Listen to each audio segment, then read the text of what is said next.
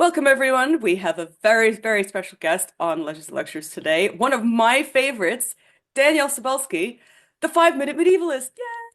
Hello, hello. Nice to Yeah. be here. I have to be honest and tell you that The Medievalists was the very first podcast I ever downloaded.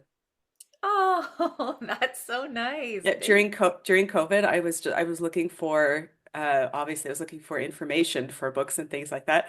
And I came across the Medievalists on YouTube. I don't remember which episode it was that was the first one that I listened to, but it was the first time I was not a podcast person. This is hilarious because you're on a podcast. And I just decided, wow, this is just really good information. Oh, And I went on Podbean and I downloaded it immediately and I just binged through everything. But you have it's not only the Medievalist, there's also the Byzantine one. There's a few other like sister shows that Medievalists also post. So just in case people don't know who you are, will you please introduce yourself and tell everybody what you do?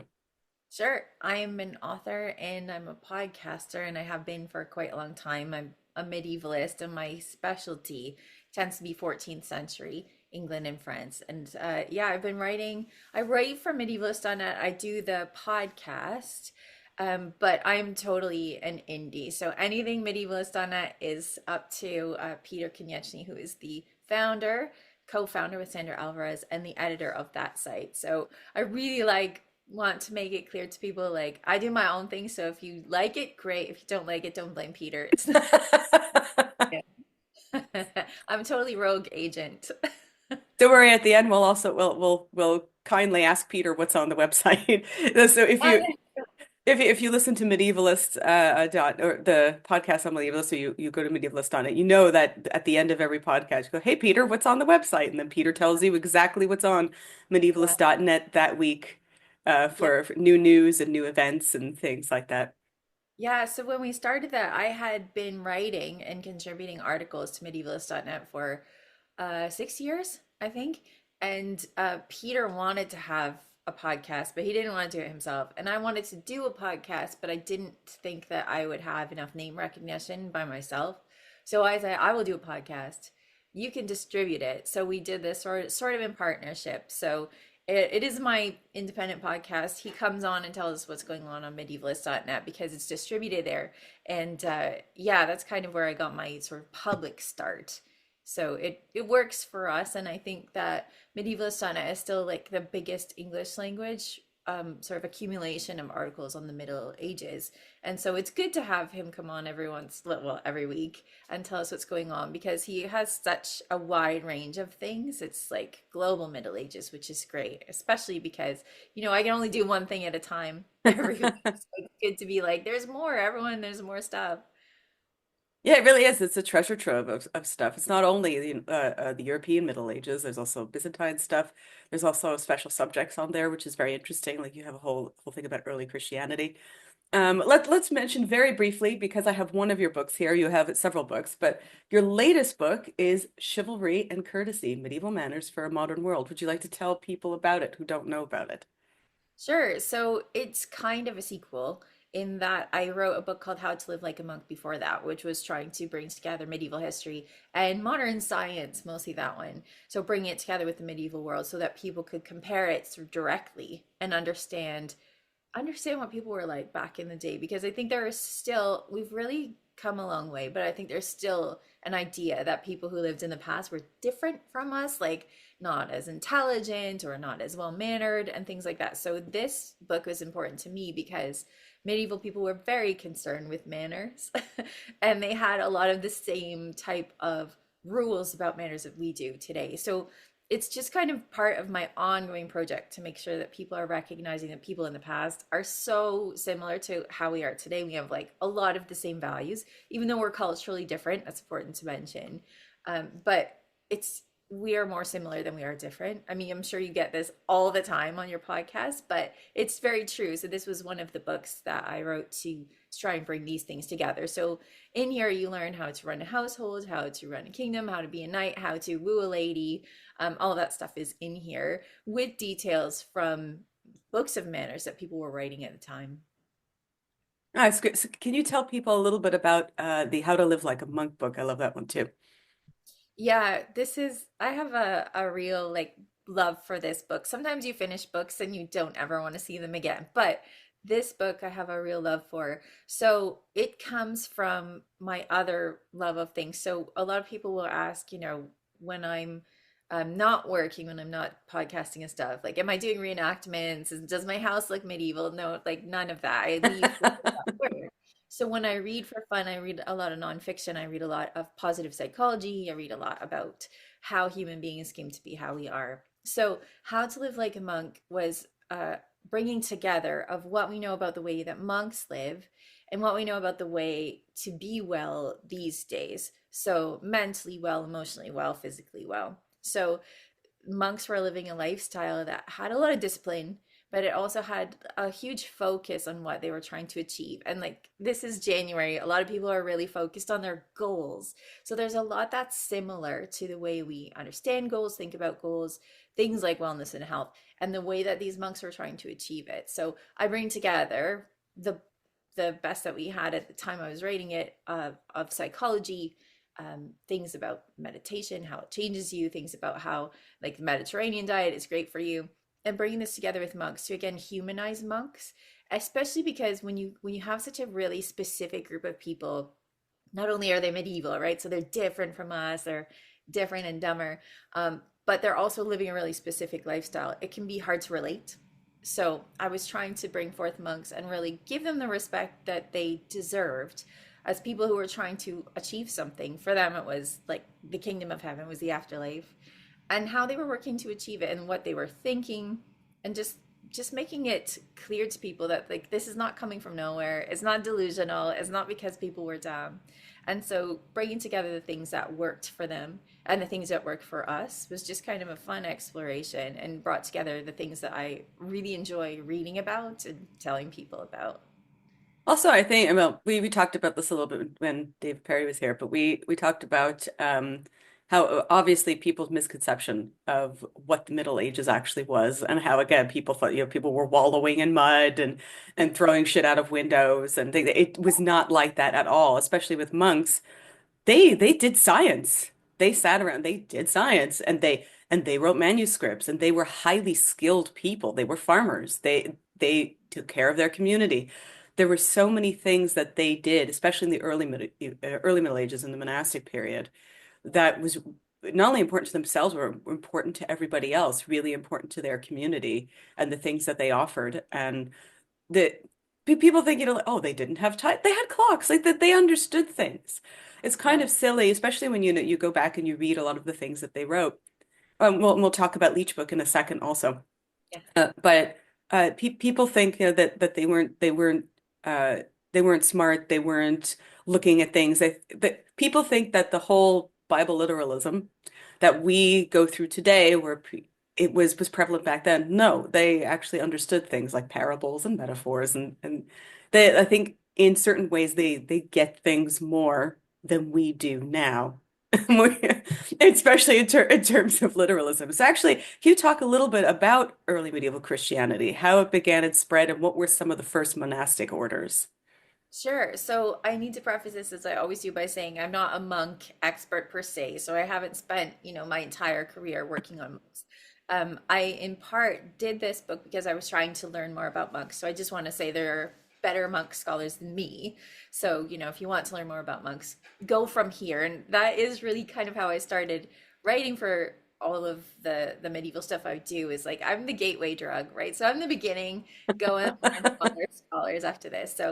So Christianity really spread for the reason that it spreads today, or the reason that people hold on to it today. And that is, it's about love, it's about forgiveness, it's about the chance to gain an afterlife that is good, when the life that we are leading today, back in the day, whatever day we're living in, can be very difficult sometimes. So it was appealing in the way that it's appealing to people today. The idea of loving your neighbor and forgiveness and all of that stuff. So that was, I mean, when you have some very vengeful gods in the ancient world, this seems pretty good. So people were starting to spread this. It started out, I'm not an ancient scholar, but it started out as sort of a cult, and then it grew. And the more powerful people you have who are adopting Christianity, the more it can grow.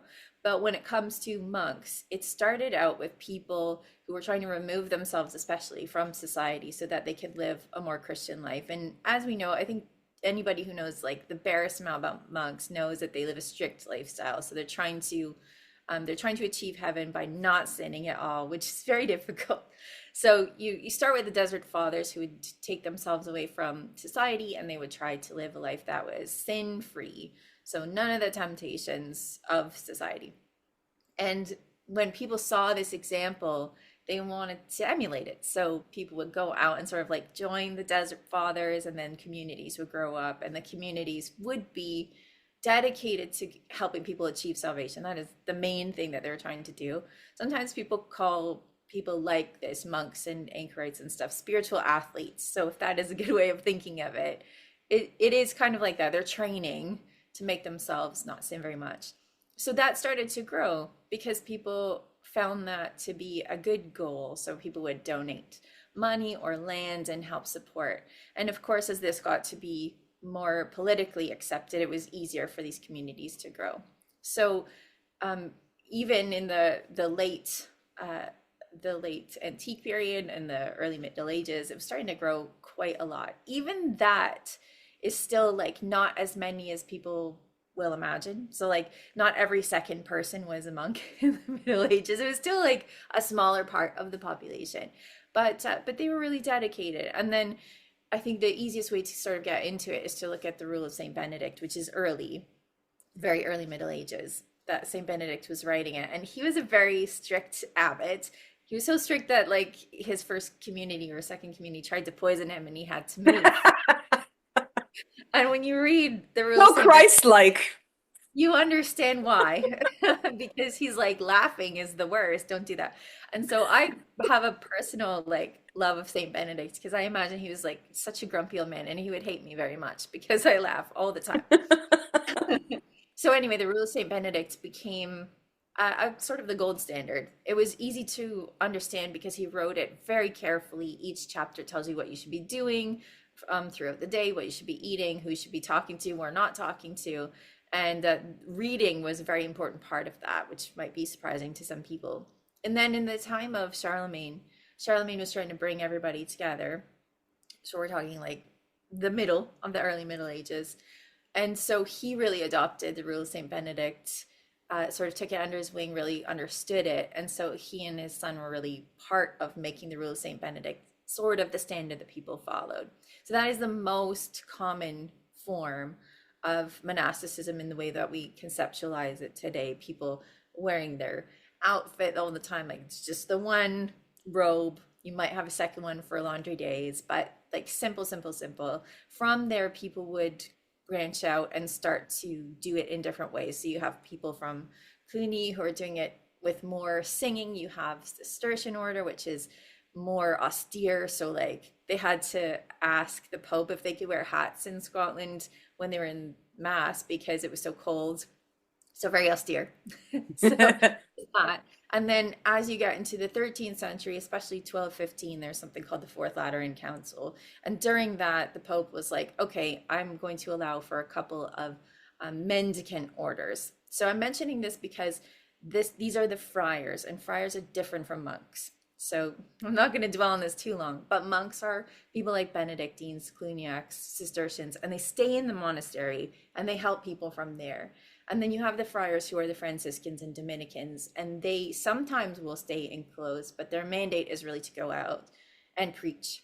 So I'm going to leave it there to say that like women were also involved. There were nuns in both the sort of traditional way of being where they were completely enclosed following Benedictine rule.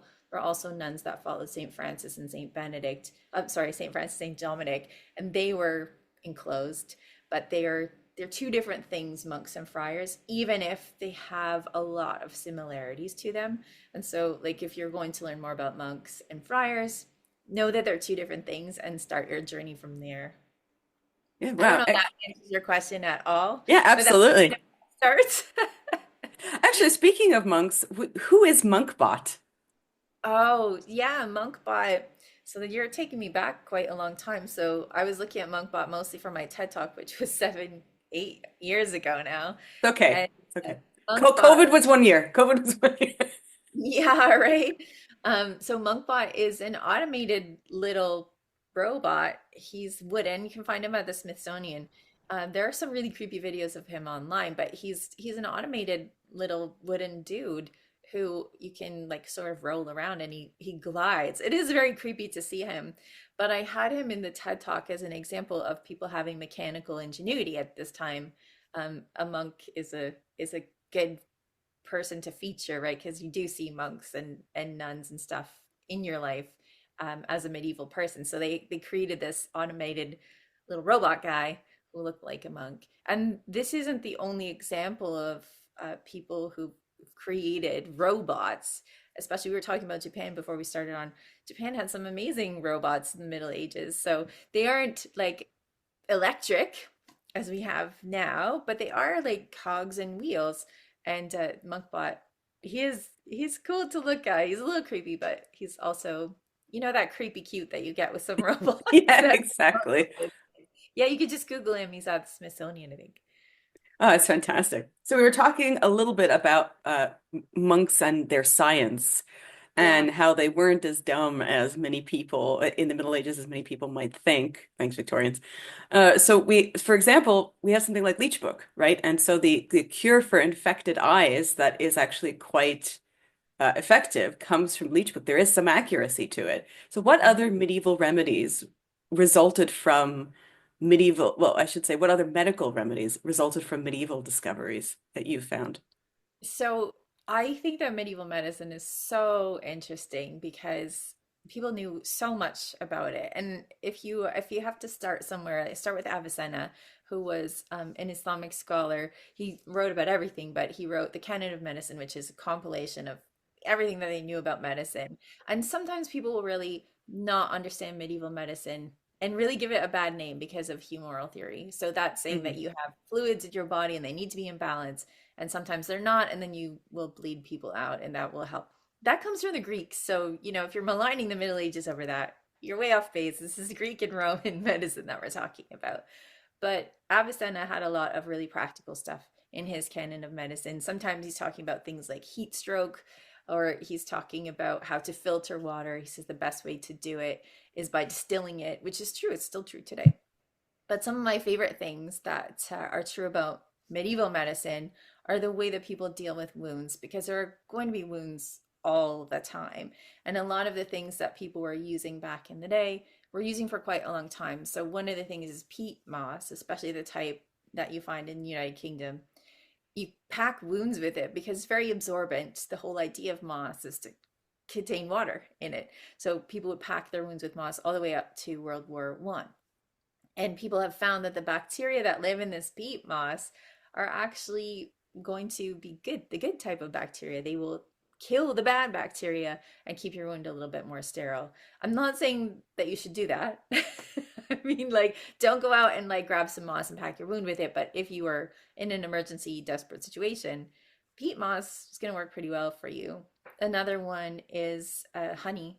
Honey has antiseptic properties, which is incredible. So people would put honey in their wounds to bind them together so that they're not continually opening up. But it actually kept the wound cleaner than it would if you were just using like dirty water. I should mention also that people understood that water was better than alcohol. People did drink water, Yes, but they didn't yes. know that some water was better than others. And like I said, Avicenna was saying distilled water is the best. If you can wick it through wool, that's also good. But he's like, don't just drink it from the river, especially because it might have leeches in it. You don't want to swallow any leeches. But that brings me to the fact that people also use maggots to clean out wounds, and that works very well. That's still being used for the type of tissue that dies in diabetic wounds today. And I mentioned in my TED talk, maggots and leeches are actually registered medical devices in the United States because they work very well. Leeches will take down swelling, and maggots will eat dead flesh. So all of this stuff has been proven to work very well. Again, this is not to say that you should stop going to the doctor. We've made great leaps in medicine. Yes. Like whenever I talk to another medievalist, they will the time travel question like inevitably comes up when you're talking about your subject, right? And none of us want to go back there. So like modern medicine is a good thing, but it's interesting. Things like honey, peat moss, willow bark, which is Hmm. acetylsalicylic acid or salicylic acid, Aspirin. Yeah. aspirin. These all actually work. And I think that that's trial and error, that science, the actual science that creates medical work that works or medical interventions that work in the Middle Ages, it's not different from what we're doing now, except for that it's systematized now in a different way. Yeah, yarrow is also mentioned as a fever reducer, which is still used today. And I know that there's a big one in the Carmina Gadelica. Now, technically, that's not a medieval text, but some people claim that some of these remedies go back that way. And the Carmina Gadelica states that for surface not mumps, but surface tumors. They used to use hemlock. Do not put hemlock in your mouth. You will last 5 seconds if you put hem. But it actually, and nowadays the extract from hemlock is used in removing tumors. So Mhm. they knew some stuff now. Obviously there was trial and error, and many people didn't make it along the way. I know. And I think that this was something that really came up during COVID, and I was really hoping that we would move forward in that conversation of people from the Middle Ages being smart in that when the Black Death hits and every second or third person is dying, you will do anything. You will do anything to make yourself survive, make your children survive. And so when COVID hit, we were seeing people who were doing anything to survive. And that mortality rate for COVID is not negligible, but it's much smaller than 50%, you know? Yeah. So when we look at people who are doing stuff that seems crazy, it's to save a life. It's to save the life of someone who really means something to them. And so I think that when people talk about the Middle Ages, they also talk about the fact that death was very regular and was, but that doesn't mean that sentiment didn't exist. So will people say, well, like so many children died, like people didn't care about their children, like it's total BS. People Yeah, we cared. have records. There are records of people writing about the deaths of their children and how it absolutely destroyed them. Yeah. And so I don't know where that myth came from. I'm blaming Um, Petrarch. I just blame him for everything. I think it probably comes it's borrowed from racism, the way people would speak about people of different race, like the dominant white society talking about different races in ways to justify slavery. They would come up with narratives like that, and so maybe it's borrowed from that. But I don't know. I don't know. People, of course, cared about their children, and this is a myth that persists and doesn't make a lot of sense to me. There's a lot of them that persist. It's either Gibbon or Petrarch, so we can blame them safely. They're both dead. It's fine. Yeah. Can you please t tell us a little bit about your favorite early medieval texts or medieval texts in general? And somebody wanted to know, were legendary figures like Wayland the Smith and Hereward the Wake real people?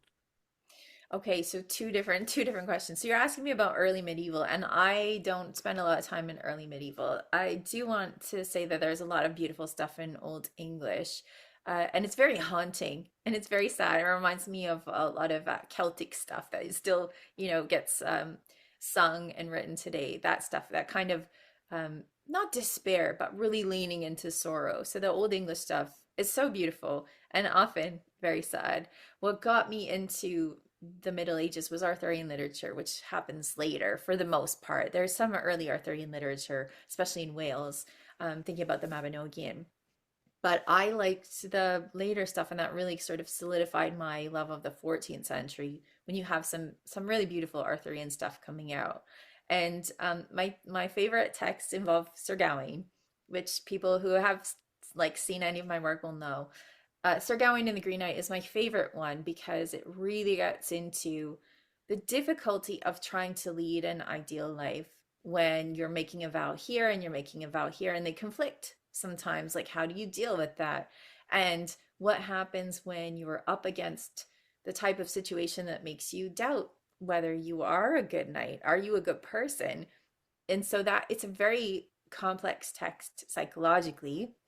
If people want to read it, the Middle English is a little bit dense, but it's been translated. I think the most beautiful translation is by Tolkien, so you can get that, and it's you can be a nerd about Tolkien and read this really amazing time. It's beautiful. And then my other one is also a Gawain text, and it is about It's called Sir Gawain and Dame Ragnell, or at least that's the title that we give it today. And this is a loathly lady tale where Arthur gets himself into trouble and he promises this ogre that he will answer the question, what do women really want?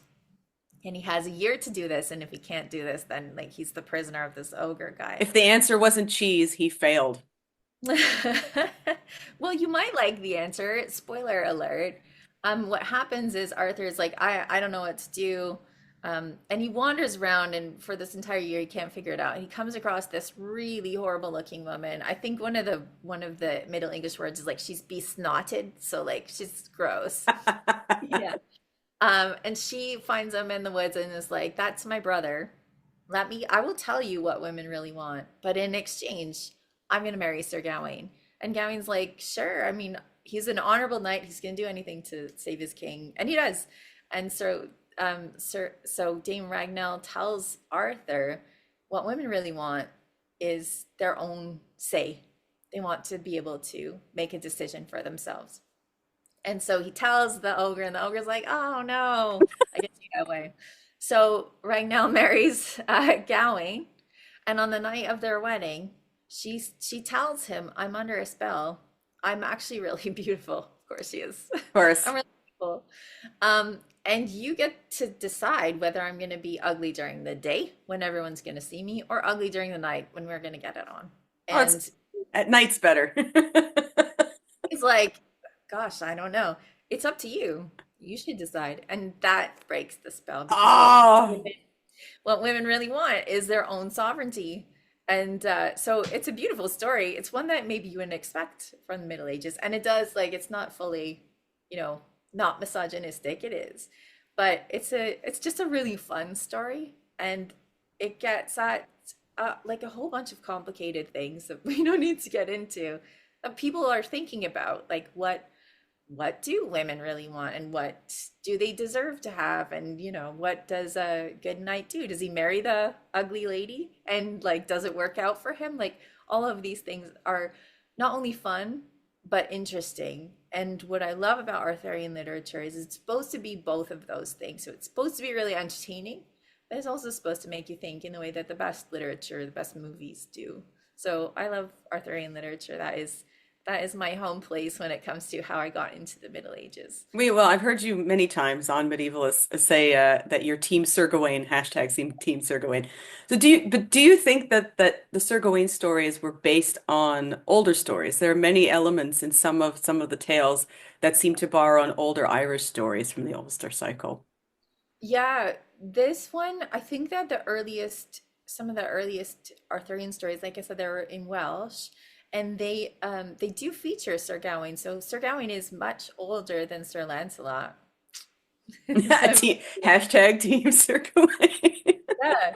I mean, in the first time Lancelot appears, it's in a story by Chrétien de Troyes. This is a bit Right. of an aside in the 13th century. And Lancelot just appears. And I don't know if Chrétien really actually likes Lancelot. He seems like a bit of a jerk. But he like rides his horses to death. And I remember being in university and my TA being like, "I hate Lancelot. All he does is abuse his horses." But anyway, Sir Gawain is much older and he's Arthur's nephew. And so he comes to the story. I don't think that we could say, even if we are going to go out on a limb and say Arthur was a real person, I don't think we could say that about Gawain. But he starts to appear as the sort of ideal support to a king. And I don't think that we can trace it back to Ireland. I think the earliest we can trace it back to is Wales, but he's there throughout the Arthurian stories. He doesn't appear in like the historical, I'm using quotation marks because people have question marks about Geoffrey of Monmouth's first introduction of Arthur and the way that people understood him later. Oh yeah, the question marks as in Merlin was a real person and used magic to make Stonehenge with a giant. Yeah, I think that really happened.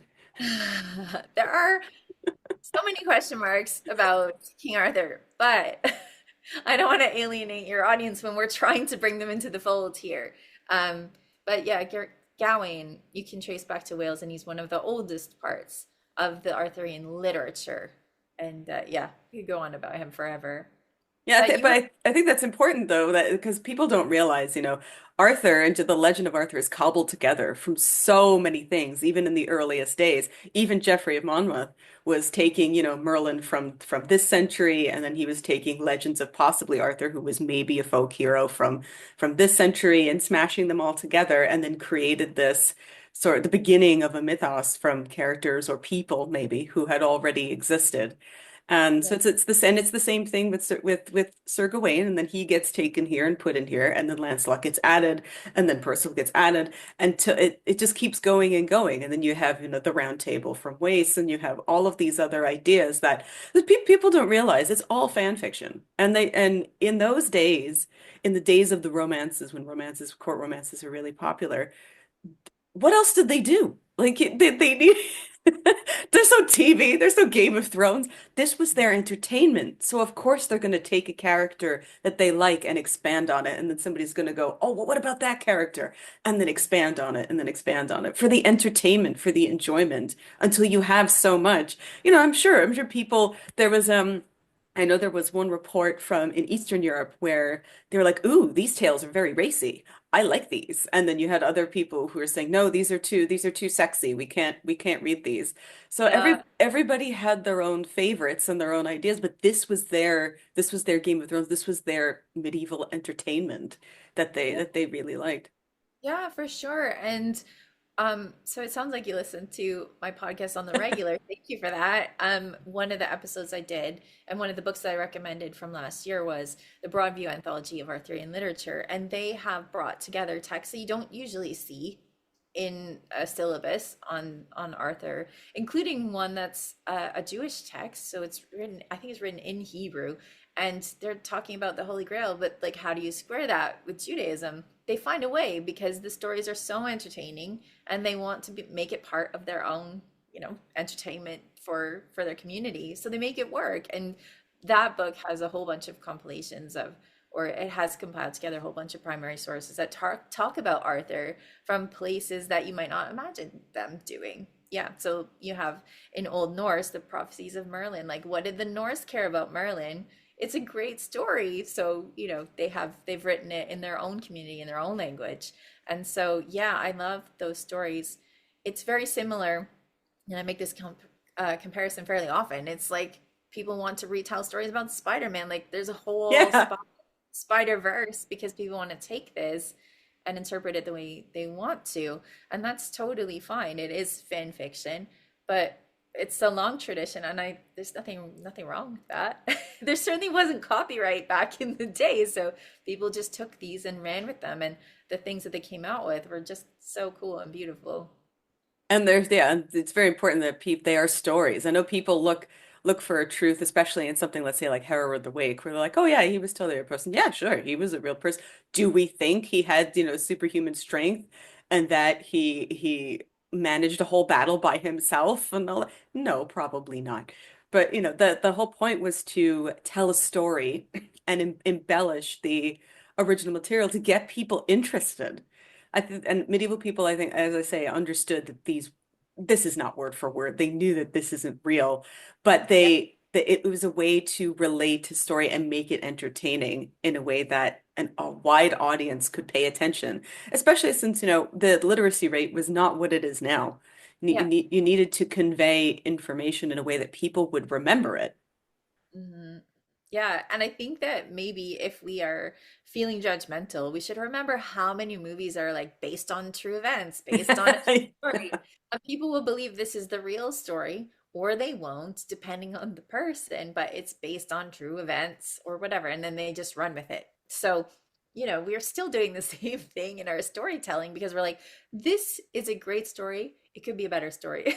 Let's just amp it up a little bit, and this is what they did. And so as long as we remember, even when we're looking at historical sources, we need to like take a step back and be like, what was the point of this particular text? Were they trying to tell a story, or were they trying to tell a real event? And then even then they allowed for a lot more embellishment because of what they were trying to achieve with that text. Like, are they trying to inspire people? Well, then they might embellish it here and there, and they didn't have a problem with that.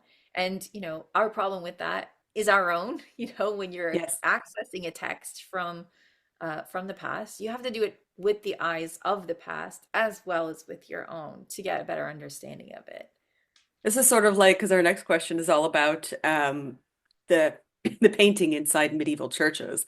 And again, today, we don't think that medieval buildings inside might have been garishly painted, but we know now that they were. What colors were medieval churches back in the day? And were there any other big medieval monuments that were painted with horrific colors? What colors were they not? I mean, they were all colors. They were all the colors. The most expensive color was blue, especially that ultramarine color. It's hard to get because of the pigments involved, especially, lapis and things like that. Sometimes easy to get and sometimes not. And that dark crimson-y color was hard to get in fabric. And so, depending on your budget, what plants you had around, that would really have an impact on what you were doing. Who is paying for this? Like, who is paying for this pigment? Can we get it from the Middle East or further? So it was painted every different color. I mean, the relics are so blingy when you look at the metalwork that's done and like all the precious stones. I think that gives you a sense of what the inside of a church would look like. Just super bright, full of color. And when you think about that, I think it's important to recognize that the outside would also be painted, so it's colorful on the outside as well. And that when people were walking in, it would have been the most spectacular building that they saw on the regular, but also their own houses would also be painted as much as they could, right? So when we think about what people are wearing, adorning themselves with, or making their house look nice with, it's going to be the best stuff they can afford, the nicest stuff they can afford. And so it was a much more colorful world than people imagine. So when I think about like particularly garish stuff, I think about the reliquaries more than the churches. Those are intense. They're amazing. Yeah. I like one of the things that we do here is a lot of myth busting, and so a lot of people do ask questions about things that they learn in school, and Yeah. one of those is the painted churches, painted statues, Yeah. and another one of the big ones, especially nowadays, is feudalism, and a lot of people questioning, did feudalism actually exist? That is a tough question. And before we start on that, I just want to say I don't ever feel bad about teachers teaching what they know because teachers have a really hard gig. And especially with the Middle Ages, it's so hard to find good information. And that's why I created the 5 Minute Medievalist writing that I was doing that started as a blog. The podcast that I'm doing, it's why you're doing it because it's very hard to find good information. And this is also why I'm like, go look somewhere else. Like, start with me. I'm a generalist. Sometimes I don't always get it right. So go from here, and hopefully I'll point you in the right direction. So teachers love teachers. They can only teach what they know. Feudalism, right? So it's hard. Feudalism is one of those things where like it's nice to have a word, but it's also a curse to have a word because Mhm. when you call something feudalism, it has to be very specific. And does that apply to everything? So the podcast that I have this week is with Florin Curta, who's talking about Eastern Europe, in which he makes the case for like feudalism not really existing until much later. And can we call it that? And there's a whole discussion about it. So I often will use feudalism sort of in quotation marks fairly often because people have a sense of what it means. And what it tends to mean is that there are people who are tied to the land through service, tied to people above them through service. And this is all sort of based on property, like who owns the property, and in exchange, what do you do to have custodial rights over that property? So, like feudalism, should we just throw it out? I don't know. When we talk about when we talk about Western Europe, what we're looking at is people who are peasants. Some of them are serfs and some of them are free. And serfs are people who are tied to the land in that they can't do certain things without permission from their lord. So they might have to pay a fee to get married. They may have to pay a fee for inheritance. They may have to pay a fee to be an apprentice. These are all things that happen. And so lords might be private, like just dudes. Sometimes they're ladies who have inherited. They're also monasteries. So again, like I think this is where people get very cynical about the church and stuff. It's a property owning, but monasteries did own serfs as well. So it's interesting in England, if you were a serf and you married someone free, your children were free. So over the course of the Middle Ages, serfdom was already declining. So it's something that wasn't really sustainable under the law in England, as one example.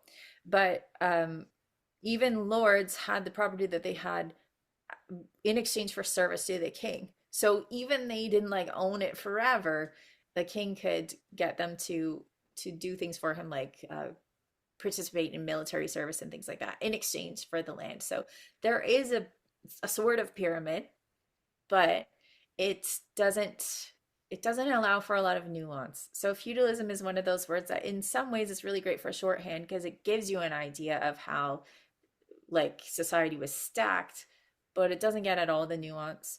Things like slavery, which was in existence in the Middle Ages in lots of places where people don't want it to have existed. It did exist.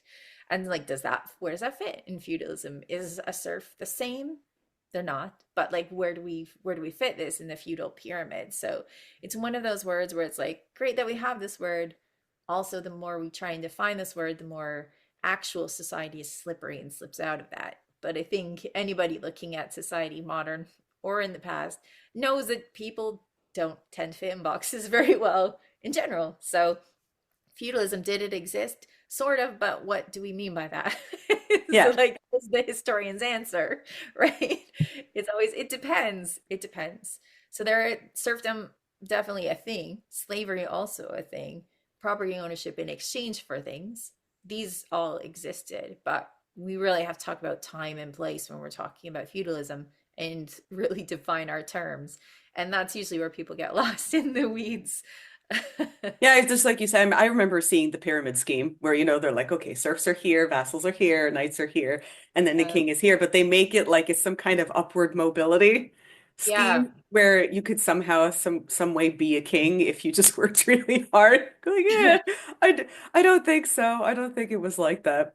I mean, there were No. also yeah, no, and there were also knights who started out poor, and Yeah. if they got sponsored or something like that, then yeah, sure, they could become a really well-known knight. I mean, obviously that wasn't everybody, but the idea that it was here's the caste system.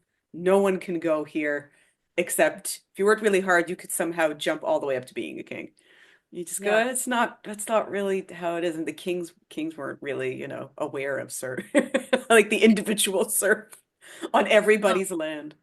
It's like, No. I mean, they weren't like county. They wouldn't have known, Jimmy over there with the rake in his hand, not really. Although I think that when we look at things like geography and populations, sometimes a king is a king over a very small region. Like I'm thinking about Iberia. I did a podcast on that not too long ago. We talked about the king's kingdom only being like 2,000 people, in which case you might know this, but time and place, right? Time and place. It's different all the time. Speaking of other myths, so we talk about things obviously the helpful worlds like feudalism, but Yeah, there's yeah. in England, you'll always hear people band about the heptarchy, but was it really a heptarchy? The heptarchy. Okay, I'm not familiar with this one. So What do we mean? the heptarchy is the seven kingdoms that for like Anglo-Saxon, the Essex, Wessex, and East Right. Anglia, etc. And then, but they go, yes, the heptarchy, like it was that's all that there was in the whole UK at the time. You're like, wait a minute, where's Wales? Yeah. Yeah. Yeah, I mean, anytime it's the case for any subject, you need to know what your lenses are. Like, what are you looking through? And what is important to you? And like, how often are you thinking about the Roman Empire? Because that is going to color how you think about everything else, right? Like, if you are a person with a very like Anglo-centric, England-centric view of the world, you're gonna forget about Wales. You're gonna forget about Scotland. I mean, like some of the kings had that sort of view. Like Edward the First is like, well, we should all be one under me, So it depends on your lens. And so like I guess I'm not familiar with that because my lens doesn't tend to be the early Middle Ages, and certainly I don't really see England as being any more important than anywhere else, even though that is where I've spent a lot of my research time. Yeah, well, a lot of people spend it between, like you say, England and France, right? But Yeah. so that's especially with the High Middle Ages. That's what a lot of people think about is every all the nonsense that goes on between England and France Yeah. and I mean, all their wars. yeah, that's where I like to spend my time because I feel like it's a fascinating moment. The 14th century is my favorite. But at the same time, there's so much stuff going on, and I love learning more about what's going on outside. Even if I want to spend my time, like my time, study time on England and France, like I have a podcast episode coming out next week or the week after on the Queens of Korea. Like that's so fascinating That's because it's awesome. happening, around the same time, and like what's happening over there. So I'm always really interested in that. But we have to just recognize where we're coming from because it's not always easy to do that. It's not always easy to remind yourself, I'm coming from my background, which is this, and the stuff I've read, which is this. You really have to take that time and recognize what lens have I put on today. We talk about when we had Professor Ronald Hutton here, we talked a lot about Celticism Yeah, and that specific lens of what does being a Celt mean? What are we talking about? Are we talking about Brythonic Celts? Are we talking about Gaels? yeah, That entire broad idea of being a Celt technically doesn't really exist because obviously what period do we talk about? We talk about the Latinate period, what's happening, and as well when now when the Celtic or the Gaelic revival happened, the first and second time, people automatically lump together Celtic as this one broad stroke. It's the same thing when you hear the word Viking. You just go, well, what are we talking about? Are we talking about the people who raided? Are we talking about the people who stayed? There are many different things we could be talking about. And again, people like to use these words to box in a specific thing, but that doesn't always fit everything because that assumes that there's one unified concept way, way back in history, and then people just branched out from it, which is it's kind of impossible. it kind of, I think, tells you where people got tired. Where they got tired in their research, like, okay, I know that there are Celts, this is really interesting, and then they didn't read the next book because it looked like it was going to be too in depth. I'm saying this with love because like there are always borders to where you are going to stop. But I think that is revealing. Like I stopped here because I got tired of going into the weeds, and that's fine. Like not everyone's going to be a historian. As long as you recognize there's always going to be more nuance, right? Like it's not human stories are never going to be simple. Yeah, we And talk a lot about the Druids also, and in fact, the only thing we know about the Druids really is that they were real people. That's about it. And people forget that, people like Pliny the Elder were writing about them. They didn't by the Middle Ages, there were no Druids. But yet, because of Geoffrey of Monmouth, thanks Jeff, jerk, yeah, everybody thinks that Merlin is a Druid. You're just going, dude, really?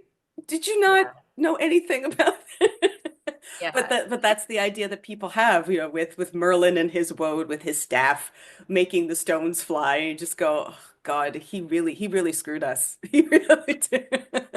Yeah, and then I mean that's where you have to meet people too, right? Like if everybody thinks Merlin's a druid, that's where you have to start because that is the common idea of it. And like if you're going to undo myths, that's where you have to start is from there. And so again, like I'm never going to like just make fun of people. Well, sometimes I will gently make fun of people, but like we all had to start somewhere. And somebody told us Merlin was a druid. Maybe it was a teacher, maybe it was somewhere else, maybe it was Geoffrey of Monmouth. But from there, that's where we start and that's where we learn. But yeah, yeah, yeah, there's a lot of myths like that are like stuck and they seem rock solid, and you have to kind of start from there. I think now there are ideas about like Robin Hood, for example, that are solidified by the Ridley Scott film, or ideas about Magna Carta that are from there. And so like you need to that's where we start and then we expand from there and start to pull out the nuance from there. But I mean like Hashtag Magna Carta didn't do shit. it wasn't what people think it is. And it certainly wasn't written by Robin Hood's dad. I think it was Robin Hood's dad that like in the movie, I think Robin Hood's dad like wrote it and hid it under a stone cross or something. I don't know, but it wasn't Robin Hood's dad that wrote Magna That's Carta. a that's amazing. We'll get into the Magna Carta in just it's a second. So because somebody asked a question, I do not know the answer to this, and I was hoping that you did. Uh-oh. How did medieval people celebrate their birthdays? Was it just name days, or is there actual record of people celebrating their birthdays? Yeah, this is a really interesting question. I haven't seen examples of peasants celebrating their birthdays, but I also haven't seen examples of kings celebrating their birthdays. I think they weren't a big deal. So, I mean, you might note it, especially if it's king, because you're like, oh, the king is now a little bit older now, but I don't think it was really a big deal. I think it was more like, which is your favorite saint? Celebrate their feast more than you might otherwise. And maybe your favorite saint is one that you are named for or had the same name as you or was on the day that you were born. But like, I don't think that birthdays were a big thing. And I don't know when they became a big thing. But I was thinking about the question, like, how would you celebrate it? And that really sort of brought me back to thinking about when we're talking about material objects, we often see in museums like the most fabulous material objects, they were really expensive and things like that. But when we're talking about person to person, like say two peasants and they want to celebrate something, they might like think back to when you were a kid or when you had no money, like me as a student, especially in many years of my life, where you'd make something for somebody and you'd make it as beautiful as you could. So carving something for someone or baking something for someone or just doing something that's very thoughtful doesn't involve a lot of money. So when we think about peasants, like they're not like wallowing in mud and collecting mud. And even if they were, they'd be giving the best mud to their friends. So Best mud pie you ever had. Put a rush light on it. Yay. oh, if you were to celebrate a birthday in a way that was sort of similar to the way that we do it now, maybe you would be making something for your friend, like making their favorite food or carving something or just creating something with your hands, maybe something for your hair. People loved adornment, and even though those things don't tend to exist for us now, it's because they're made out of things like wood or Yeah. but if we were to time travel, I think you'd see a lot of adornments on people's bodies that were made of stuff that just doesn't exist now. And so when we think about birthdays and gifts and stuff, I think it would be that sort of thing. But I don't have any evidence for that, and maybe somebody else does.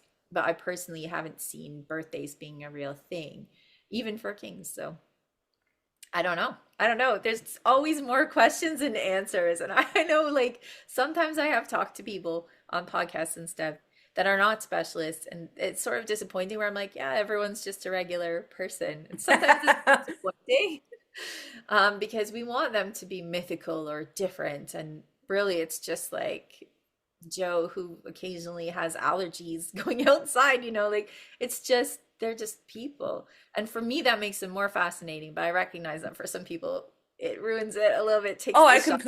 I completely agree. We did a whole thing on St. Patrick's Day, and Yeah, we talked about the actual St. Patrick because we have two of his writings in his own hand. We talked about his Confessio, and the fact that he himself starts it off by saying, "I'm a sinner. I did a bad thing," possibly with his friend of 30 years, which I think is very exciting. And in the language that he uses is biblical language that hints that he might have done something sexual. And I'm like, ooh, spicy, Patrick, yeah. And then that's it. And obviously there's no mention of snakes and there's no mention of any of the stuff that came out of his cult from Armand down Patrick long, long, long, long after he died. And I'm like, no, the person, Patrick the person, is so much more interest. There's so much more intrigue here because you yeah, can make up whatever you want about about his legend later on. Most of the stuff that he's associated with came about 300 years after he died. But his actual writings are so much more interesting because you go, are you being denied a bishopric? What did you do? It's so saucy. And people get really upset that he's not this great mythical figure who had crazy magic battles with druids who probably didn't exist in Patrick's time. And so but I agree with you in that I think the actual person is so much more humanist. It's so much more interesting because we go, wait a minute, where did all these stories come from when we have something here that is so much more interesting and less I think that I agree with you. I think that's much more interesting. Yeah, and I mean, it's important. I don't think that, history repeats in exact ways or anything like that, but like how many um decisions were made because somebody was having a bad day? Like, were they hungry? Did they stub their toe? Like, were they thinking about somebody who didn't reciprocate their feelings? Like, these are all things that we recognize as having a massive impact on our lives, but we don't recognize them as having a massive impact on other people's lives. And like, I'm not trying to be flip here and say like somebody needed a like Snickers and that's why they went to war, but just recognizing that our physiology has a lot to do with the way we interact with people, our relationships.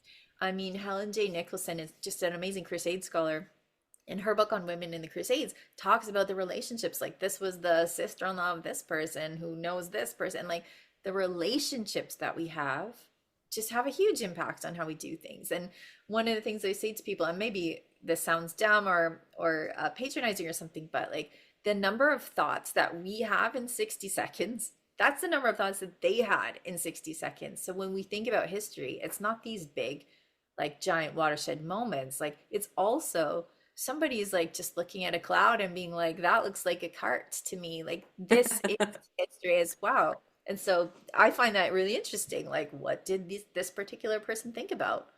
And like, when we think about big disasters like the Black Death, like that is a lot of 60 seconds of thoughts of people like hearing about rumors, like, is this coming for me? What am I gonna do? Like, that's a lot of thoughts that are happening. And to me, that's really fascinating.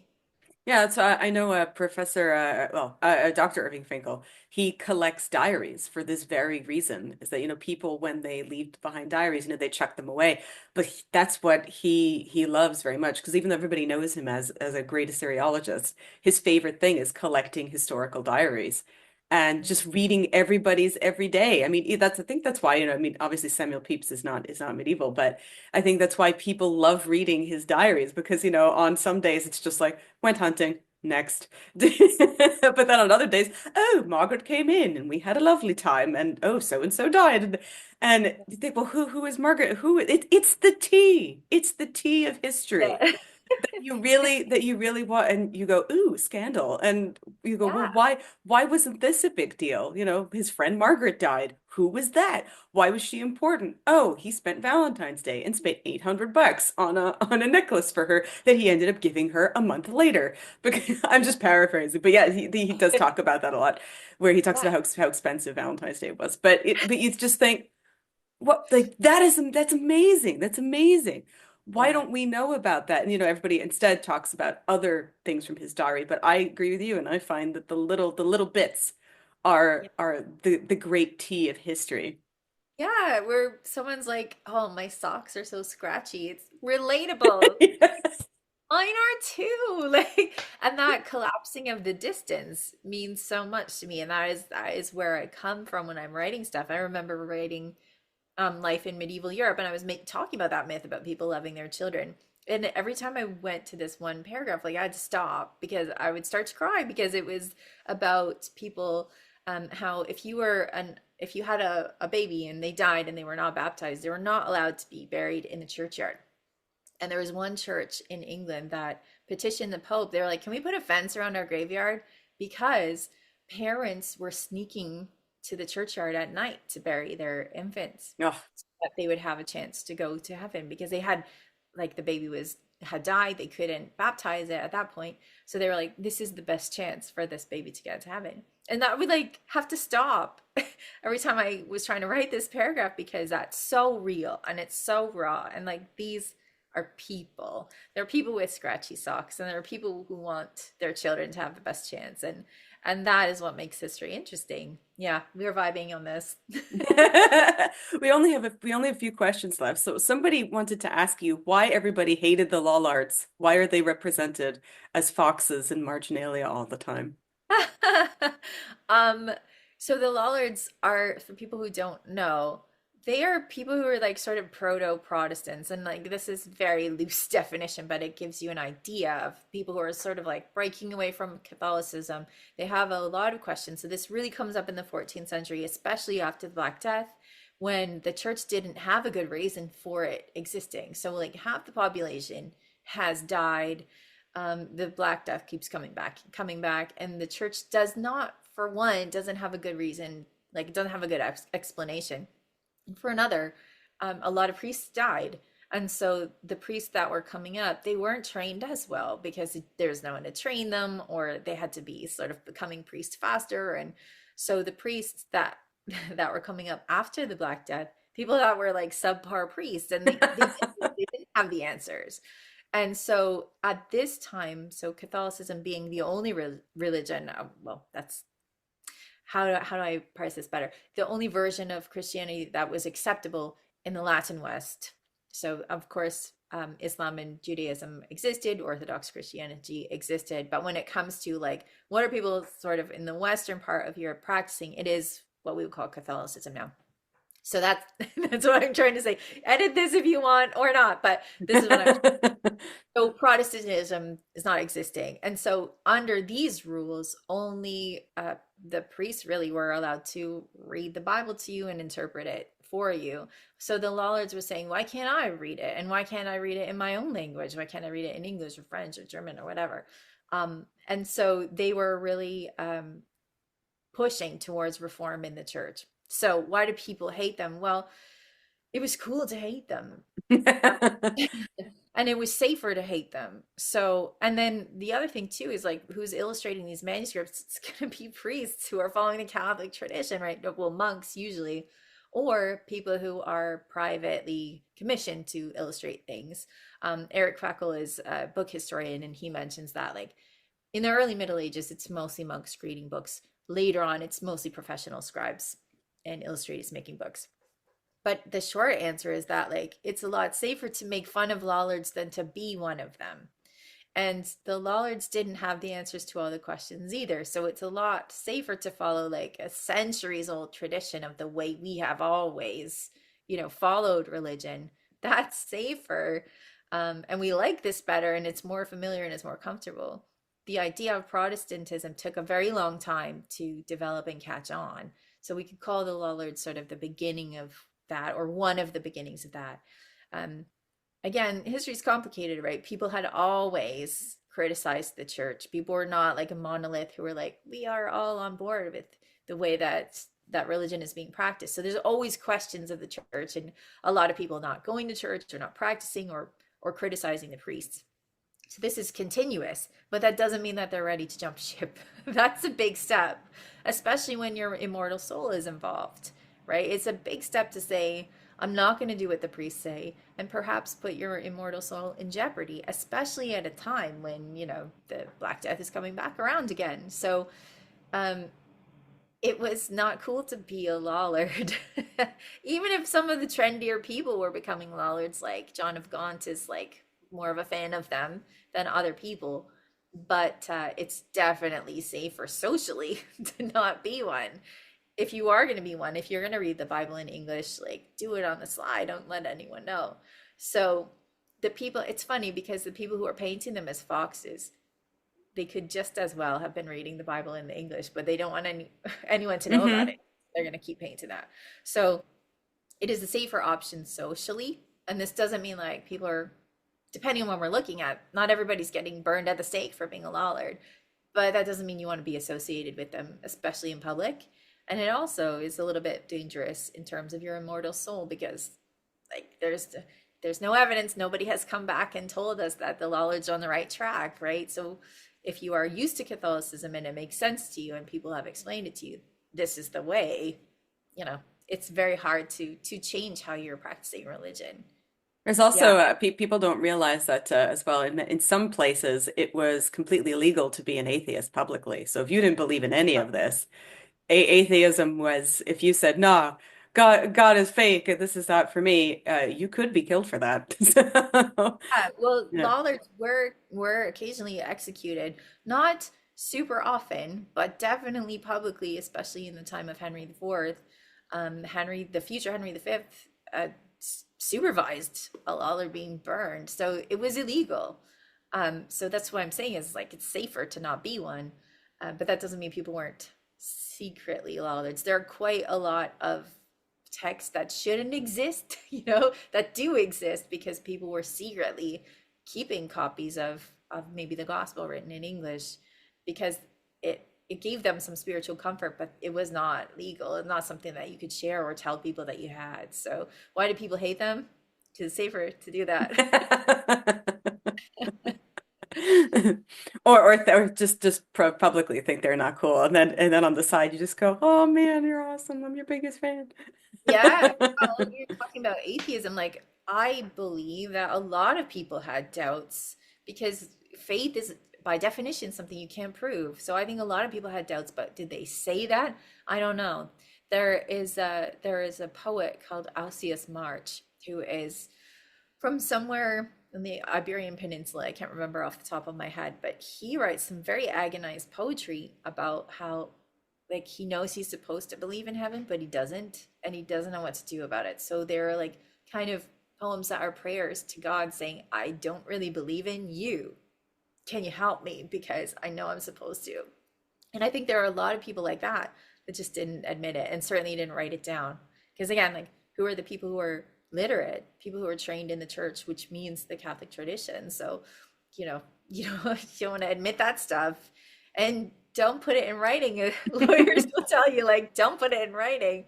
So yeah, it's complicated and I think more mysterious than just a straightforward, like, we hate Lollards.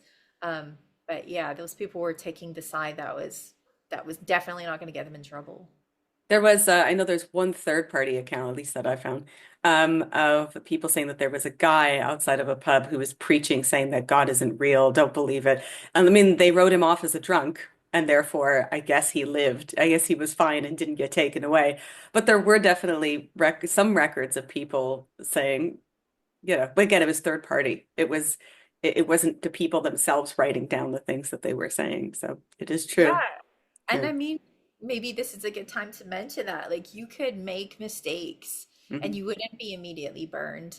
In fact, the only people who were punished that severely were people who the church thought were going to, like, ruin everyone else. So that guy would probably be in trouble, but as long as he repented and he did his penance, like, he's fine. He's fine. He's not going to be burned at the stake. But if he persisted, he showed up every day, despite the fact that he'd been arrested, he came back out the same day, then he would be in danger. But most of the time, you could express some doubts, on the sly or at the pub or something. And as long as you corrected and, confessed and did your penance, like, it's fine. It's no problem. And I think that that's definitely a myth that people have. Like, you go outside and you say, like, I don't know, swear something that is terrible about Jesus. Like, you're not going to get burned, but you do need to correct yourself if you want to have a smooth ride in society. So remember, kids, the real hashtag of the Middle Ages is check yourself before you wreck yourself. Yes, yes. that, that was on everyone's, like, t-shirt on everyone's social media back in the day. Check yourself before before you get wrecked. Yeah, by other people. Yeah. So last question. What is one thing that you wish more people knew about the Middle Ages, other than that the Magna Carta didn't really do shit? Other than that, well, one thing I wish people knew about the Magna Carta, is that it didn't apply to everybody. It only applied to people who were free, and it especially applied to people who had standing. And so Mhm. when we're talking about, like, a jury of your peers, that means you are an earl and you're judged by other earls. Like, you can't be judged by peasants. Like, jury of your peers doesn't mean everyone is equal, for example. So it has very little to do with serfs, for example. And there were more serfs at the time it was written. So, Magna Carta, it's a whole thing. What what do I wish people knew about the Middle Ages? That, well, first of all, that people are people. And so this applies to everything. So it applies to the way that they thought about each other. and it applies to the way they thought about people who are different. So when we're talking about people um, who might be in a marginalized group, what we call a marginalized group today, so that people who are visually racialized, maybe they don't look like the majority group that's there, or maybe there are people who are LGBTQ. If they are hanging out in a village and everybody sees them and everybody knows them, we know from today that like there's a discussion all the time, like we should get rid of these immigrants, oh but not that one because we like this person, he's my favorite person. It's the same thing in the Middle Ages. So there are more people, first of all, there are more people who are like not straight white Christians than we think. Like it's a diverse population. And again, depending on where we are and who we're looking at and all that stuff. And within that population, there is a lot more latitude than we think. So this is not to say that there isn't persecution, that there isn't um, like what we would now call racism or sexism and all that stuff. It all existed, but perhaps not to the extent that we think. So you can have, for example, Arthurian stories. There are people of color in Arthurian stories, and it's fine because they're awesome knights. Like their skin color is irrelevant to their deeds. And so I think this is something that people maybe don't recognize about the Middle Ages, that it's true. And I think there are people who like are roommates in the village, and everyone's like, are they Uh-huh. roommates like Ernie and Bert type situation? And they're just left alone because they're good people and we like them, and so there's no trouble. So when people get in trouble with the law, especially for things that they might have thought of as, again, I'm using a lot of air quotes, thought of as deviant, like for example um uh, homosexuality or something, that was illegal in the Middle Ages. But it really, like whether you got in trouble for it or not, depended on your relationship with your neighbors. It depended on the personality of your neighbors. You could, there people who are LGBTQ have always existed, and they're not like getting persecuted left and right. And that is because, first of all, they're closeted in a lot of cases. And secondly, people know about it, but they don't care because it may not be relevant to their relationship. Like this person, this roommate is perfectly nice. Like, why should I persecute them? And so, again, like this is not to minimize the real harm that comes to marginalized communities in the Middle Ages, but it is a lot more diverse than people think. And there are a lot more exceptions made than people think. And this is based on the relationships that people have. So there's fewer executions than people think. And that's because the jury knows that person. And so they would much rather find them than execute them. And so this is all, we can't always, again, talking about our lens, is like read back from the modern world and be like, everybody is the same as us. But we are more similar than different in ways where we accept people or we don't accept people, and that's not always based on the hard lines of religion or skin color or whatever rules, but based on the relationships that we have with each other. So when we look back at history, I think that we always need to sort of automatically train ourselves to think about, okay, what is this person like on the ground? What, like we think of fictional characters, like what's their favorite color and like how did they grow up and who is this person to them? Like even if their social lives are different, like they're a different social class, they might still get along because they both like chess or something. So that sort of nuance is really important when you're starting to look at and read the Middle Ages, to understand that these are complex people who have a lot of thoughts within 60 seconds, who have a lot of feelings, and that feelings really drive human behavior. So it's not rules that drive human behavior, it's feelings. And so when we apply this to the past, it makes it much more colorful and beautiful and interesting. And that is what makes history great, I think. That's my soapbox, right? You gave me the soapbox and I stepped right on And it, I'm but glad you stepped on it because that's exactly what we like. Thank you so much. Thank you so much for that. And thank you so much for being here. This is really such a treat for me. And now that we're at the end, why don't we ask you what's on the website? oh, I don't know because I don't run the website. Peter, we need Peter here. That's what we need. Yeah, because that's all Peter. Like that's not me at all. I only do my podcast, but I will say that the podcast coming out this week, or that has just dropped this week, is about Eastern Europe, which is exciting for me because I didn't know a lot about it, and Florian is amazing. And next week unless something changes, should be Aldan Schmid, who's talking about Korean women. That's awesome. That's Amazing. awesome. And I have more stuff lined up that hopefully, if it works out, will be talking about people of different religions in different spots like Jerusalem. I always love talking about women's history, so you'll find all that stuff on my podcast, and then on Peter's website, which has nothing to do with me.